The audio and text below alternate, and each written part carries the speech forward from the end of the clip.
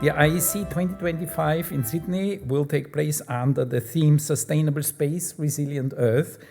And we are very pleased to now welcome on stage the moderator of the next session, which is also the IAC 2025 director from the Space Industry Association of Australia, Lisa VITARIS, who will be the moderator of our next session, and she will introduce also the prominent speakers. Lisa, I don't see you around. Here you are. The floor is yours.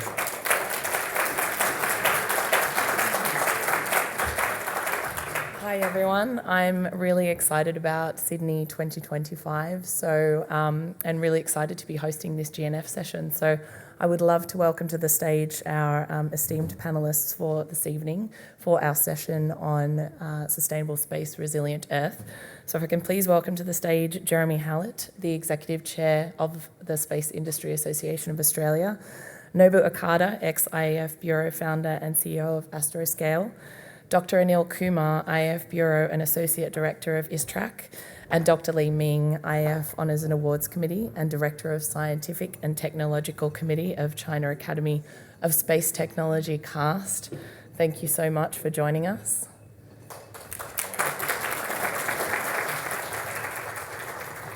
Our objectives this evening are to explore more about what space sustainability means. We want to share exciting developments as well in the space industry in Australia, India, China, and Japan, and share possible opportunities for partnerships within these countries as well.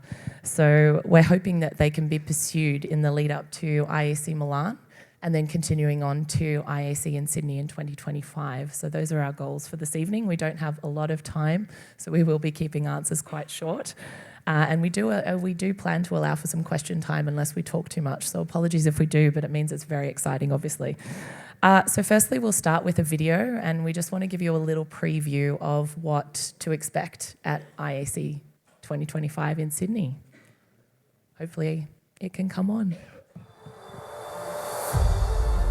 The space sector is astronauts and rockets, but more importantly, it plays a crucial role in our lives through telecommunications and Earth observation, as well as satellite technology's use in daily applications such as weather forecasting, GPS navigation, and global communication systems. Space exploration not only pushes the boundaries of human ingenuity and exploration, it is now increasingly critical to life on Earth. With its rich history of space exploration and environmental advantage, Australia is the perfect place to explore the next phase of growth in the global space sector. That's why Australia is the perfect host for the 76th International Astronautical Congress, which will take place in Sydney, with the theme of Sustainable Space, Resilient Earth. Australia is an ancient country, and a new one. Since time immemorial, First Nations Australians have been studying the skies, mapping their meaning and developing deep knowledge about their patterns and impact. Our skies are the biggest, our knowledge the oldest, and our region the boldest. Today, Australia has over 600 organisations operating in the space sector, and our Indo-Pacific region and country partners are home to extraordinary opportunity for space. Ancient and extraordinary landscapes, a unique geographic spatial position, and a wealth of investment in space-based technology has allowed Australia to innovate across industries, from emergency services, health, utilities, and telecommunications, to resources, manufacturing, and agriculture. Join us from the 29th of September to the 3rd of October in Sydney, Australia. To learn more about these innovations, make meaningful connections, connect with the ancient and the new, and explore partnerships with others in the industry. Collaboration can make the impossible possible.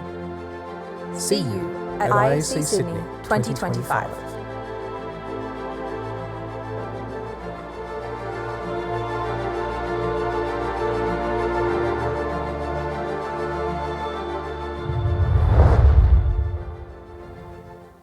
So thank you. We really do have a beautiful home. I love living in Sydney, Australia, and I can't wait to welcome you all there. And our space industry is equally as exciting. And also our Indo-Pacific region space industry is very exciting, so that's what we're hoping to bring to everybody. So I'd like to start initially just to go into a little bit about our theme. So obviously you've seen our theme is Sustainable Space, Resilient Earth, and that is comprised of space-based activities for Earth, sustainable space activities, and sustaining life off Earth in those three areas. So I'd like to ask our panellists in no particular order, so feel free to jump in whenever you like, what space sustainability means to you.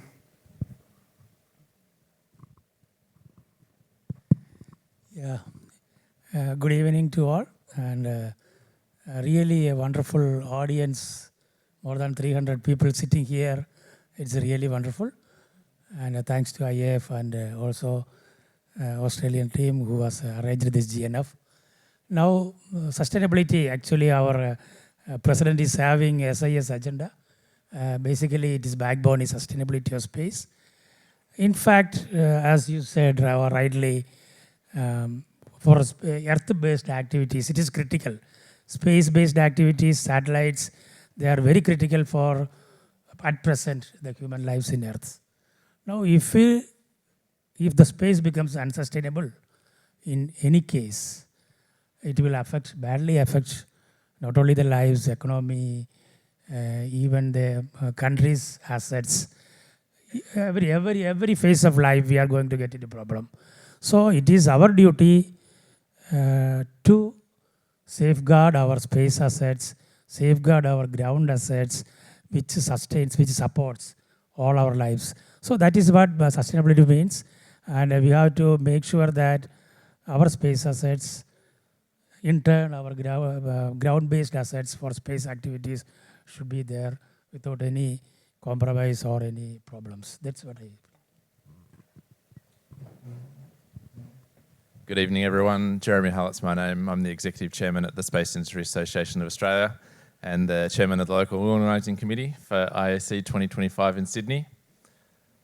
When I think about sustainability, aside from the definitions, I think about why it even matters. I've grown up through my life as the world has realised we needed better care for the world. And then more recently, as a space sector, we've realised we needed better care for space as well. And indeed in Australia, if you talk to our Indigenous Australians, they put it poignantly that actually it's one and the same. Earth is in space, and so it is all the same thing. And so why do we care about the sustainability of that, whether it's on Earth, in orbit or beyond orbit? It's about the future. Thinking ahead in 100 years' time, are we still going to be living the life we want to lead as a civilization and as different countries? And it's also about unity. Whatever other differences we may have as individuals or as nations, we all care about the planet that we live on and the space in which we operate. So there's an angle of sustainability I thought I'd share with you. Hello, I'm Nobu, founder and CEO of Astroscale. Very nice to see you again. In space, risk is increasing, return is decreasing. So launchers have to reschedule their launch timing to avoid collision with the debris. Also, satellites are burning expensive fuel to move out of way of debris. So question is how we can flip this, reverse this, reduce the risks, increase the return. Our solution, our thought is it's on-orbit servicing. So the fundamental cause of unsustainable space environment is lack of value chain in space. So look at the car, airline, or ship, or infrastructure. They all have post-sales servicing support. But the space industry has been throwaway culture. So that's why rockets, satellites are not reused, recycled, repaired, defueled, relocated, nor removed. So we have to fill the gap of value chain. So that's on-orbit servicing. So that's how we can secure the sustainability.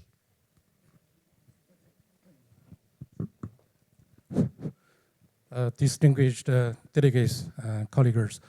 I feel much honored to have opportunity to on stage to share the ideas and the information with you.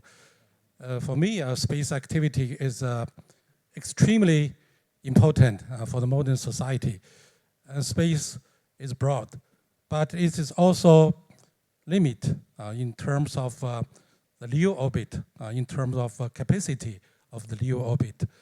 We all know that in recent years, the space become congested and fragile and risky due to the very exploding increase of the big LEO constellations. So we need to take the action. For me, the space sustainability means promise, and promise for our future, and also promise for our children. Also, it means opportunity, opportunity for the new emerging space nations to have an equal and fair right to develop their own space enterprise. Last but not least, it also means responsibility. Responsibility especially for the spacefaring nations and companies to take action. I fully agree that we chose space sustainability as the theme of next year IAC. And it is also in accordance with the agenda SIS suggested by IAF President. So I do hope next year in Sydney, the Congress will be a very big success. Okay, thank you for your attention. Thank you very much. And yes, it's no surprise that sustainability is one of the big themes. And obviously, sustainability is, excuse me, I'm losing my voice, too much talking today. It is one of the big themes of the IAF for a really good reason, because it is critical for us and it's critical for our future. And I know that it's also the theme of Milan, and so no surprise that we want to continue that in Sydney. And we really want to make sure that it's meaningful. So what can we actually do in the field of space sustainability across the Indo-Pacific region, but also more broadly, that will actually make a lasting difference? So watch this space, because we need to leave a legacy with every single IAC that comes. So we need to work out, well, what is that? And I think there's plenty of opportunity there for us all to be part of it. I'll just move on to the next question for our panelists. So I'm really excited, and I have done some research, but I'm really excited to hear from yourselves about what you're most excited about in your various space industries and what opportunities there might be for partnerships for the rest of us. So we might just go in the same order again, if that's okay. Yeah. At the outset, let me welcome all the countries to India. You have enough opportunities there. In fact, 3 years back in 2021, the space industry, space activities is open to private industries. Earlier it was only for national agency doing the space activities, Indian Space Research Organization. But 3 years back, it is open with a new space policy and reforms. And it is open to private industries. And fully 100% foreign direct investment is there now in India for space industries. So all are welcome. And you can get the products, whether it is rockets or satellites, ground systems, or any subsystems, anything related to space applications, software. Human power is the most valuable asset in India available, and you can get it very cheaply, and your product will be very cheaply with high quality and also within scheduled time. So you are all welcome to India, and there are a lot of startups in space industry. Last 3 years, 300 startups have come up, and apart from the bigger industries who are already working in a space area, and a lot of foreign industries who are working in this already have set up their own industries there in India. So the offer is come, participate in Make in India program, get quality product at cheap cost within the scheduled time. Okay, thank you. I was a young professionals delegate in 2017 when the IAC was in Adelaide, and in the opening ceremony, one of our government ministers at the time announced that the Australian Space Agency was going to be formed, which had a transformative effect on the Australian space sector, and it was an incredible legacy for that IAC, and something that I know is an important achievement out of an IAC for the IAF. So I do look forward to what our crescendo will be for our IAC in Sydney in 2025. But what has happened since then, and what is coming near in the Australian space sector? There's a few different areas to explore. One is we have an astronaut candidate, not to embarrass you, who is here tonight, Catherine Bennell-Pegg, which was inconceivable, frankly, without us having a space agency. So that's very exciting, and her training finishes soon, and I'm ambitious for a flight for her. Two, Australian rocket company Gilmore Space has built a rocket in Australia. It's fully assembled, it's at their launch facility, and just clearing final regulatory hurdles before an initial orbital launch attempt by the end of June this year. That will be the first time an Australian-made rocket has attempted an orbital launch from Australian shores. Something that was inconceivable when we hosted IAC in 2017. So I'm excited to see where that leads. Another interesting one, and it's been a topic that's come up a few times today, and it's the eye of investment, Clay, is in Australia, the minds have turned of the investment community of how they view space for investment. In particular, when you tie back space capability to the services that are delivered on Earth and the way that they're consumed now by governments and civilian consumers, kind of a pay-as-you-go type model. We've seen great success with the Australian investor community and more broadly in pitching it as an infrastructure investment, not your traditional deep technology investment. And we've seen non-traditional investors come into our sector, like infrastructure funds and large pension funds that are investing in Australian space companies. And there's some interesting lessons there that I think we can draw as we seek more private capital investment in the space sector more broadly. And one final one, I do travel a lot around our region, engaging with the space community. And even today, there are a lot of emerging space agencies from the Philippines, from Malaysia, etc., in our region, who are hungry to capture the benefit of space capability for the good of their citizens and for the good of their nation, but they're not ready to do it all themselves. And in the spirit of finding opportunities for collaboration, they are hungry for that collaboration. And there is opportunity for all of us, not just Australia, being more proximate to grasp those, and of course opportunity for the IAF to grow its impact further as we return to our region in 2025. To secure safe and sustainable space environment, we have to work globally. And that's why we have established 7 offices in 5 countries. And one of the advantages of the commercial company is we can do the business without politics. But we need investment to establish a presence to each region, to hire diverse talent, capture business opportunity, and inform the government and then influence the policy. But so far, investors are kind of favorably, investing in us. This is the way how we solve space sustainability issue. But this is not enough.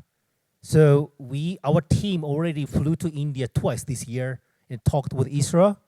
I visited Australia last December and talked with most of the ecosystem in Australia and discussed about potential collaboration. And then China, I talked with a team in China and leveraging the Azerbaijan IAC.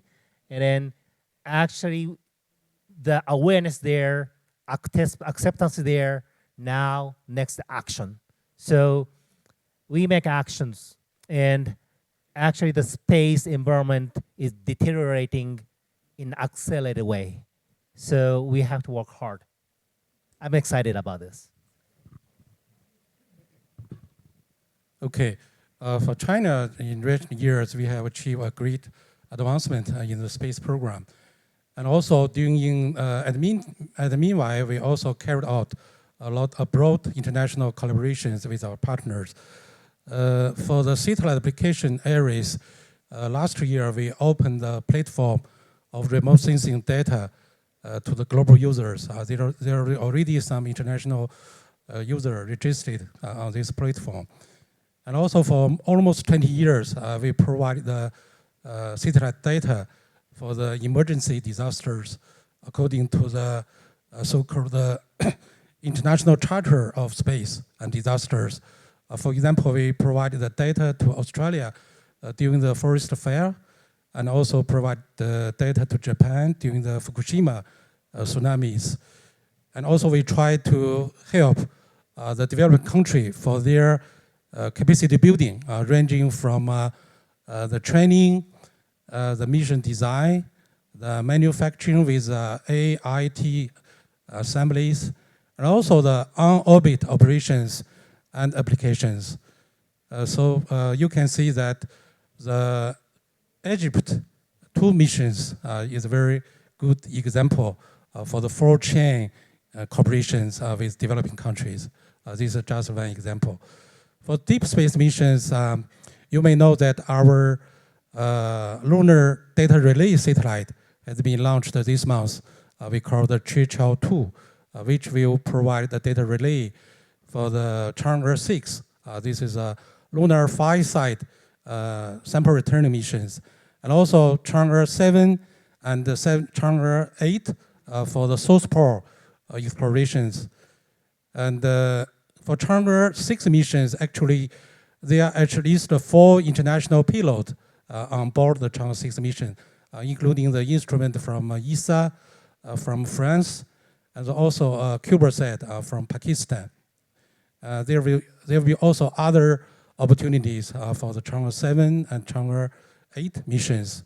For the planetary missions, the Tianwen-2 mission for the asteroid sample return mission is on the way, will be launched next year, I hope.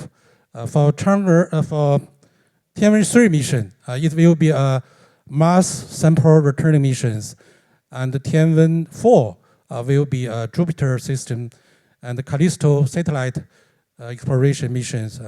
Those 2 missions will be targeted, be launched around 2030, I think. And also for the manned missions, the Chinese government has already announced our technonauts to land on the moon around, I think, before 2030. And the Chinese space stations has already entered a phase of full-scale operations. In my memory, at least 9 international programs has been selected to be on board the Chinese space stations, including the, in my memory, including the payload from India, from Japan, from Germany, Saudi Arabia, from Mexico, and so on. Some from developing countries and some from developed countries. We are open for collaborations, not only in the deep space missions, but also for the manned missions, and also for the satellite programs. We welcome the collaborations with any institutions at any stage, at any levels, based on the principle of, to say, the openness, the peaceful use of outer space, and sustainable development, and also the benefit sharing. And we do hope the international community platform like IAF can provide the bilateral opportunities for our members to have more opportunity for collaboration. Thank you for your attention. Thank you. And to steal what Nobu said, I think I'm really excited as well. I just think it's absolutely brimming with opportunity in all of our countries and beyond. So like I mentioned, all of the Indo-Pacific region, one of our principles for IAC 25 is to be as inclusive as possible. We have a goal of trying to get at least one or more representatives from every single Indo-Pacific nation, which is no easy feat, particularly if you think of all the Pacific Island nations as well. So when you put all of Indo-Pac together and bring them to Sydney and then showcase exactly what our entire region has to offer, that's what we really want to bring, because we think that's going to be really exciting for all of you really, and all of us. So I might see if there is maybe one or two questions before we finish. Any questions from the audience? You talked about sustainability, using space for sustainability here on Earth, sustainability in space, which is what Nobu was talking about. But you also mentioned a third one of sustaining life in space. I'm curious if you could just talk to that or have the panel address that last one that was new to me. Yeah. I might throw that one to the panel, but essentially all of these three different areas cover off all of the strategy from the Australian Space Agency in terms of where we should be focusing and where sustainability needs to be addressed. So that's why we have those three areas. And obviously with Moon and Mars, there's a lot of opportunity there to think about how do we sustain life off Earth. But I would like to open that up to our panellists if anyone wants to offer their thoughts on that. A quick thought from me, if I may. Sometimes when we talk sustainability for space, we narrow down too much and lower our vision too much, perhaps, to the in-orbit or the on-Earth component. But let's not forget, most of us are excited about space because it pushes the bounds of human ingenuity. And how do we push those bounds the most? By putting humans as far from the Earth as possible. And so that sustaining that life is a fundamental motivator for why many of our technical sessions exist within the IAF and why many of us actually work in the industry as well. And that's why it's important as one of those three kind of defining aspects of sustainability for us. Anyone else want to add to that, or next question? Is there maybe one more question? Yes, over there.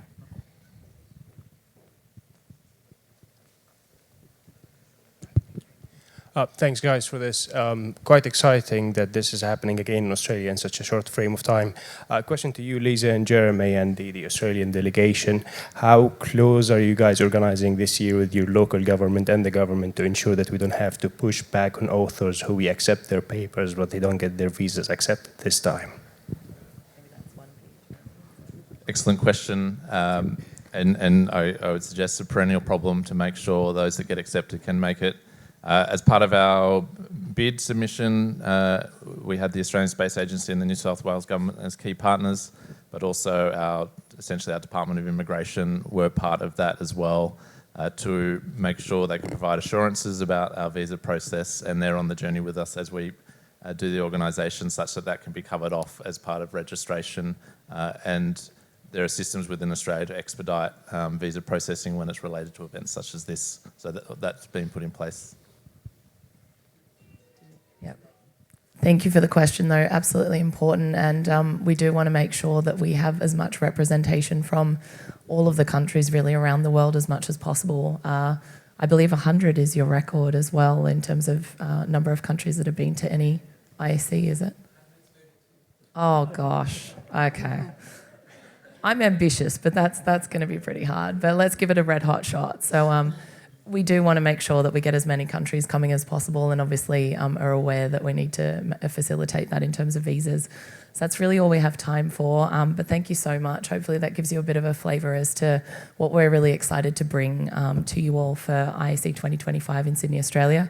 I'd love to very much thank our panellists. I do have a small gift, but it's actually over there somewhere, awkwardly in my bag. So I'll find you afterwards. Please come and get me. It's some IAC 2025 merchandise. Very exciting. But thank you so much for your time. Appreciate it.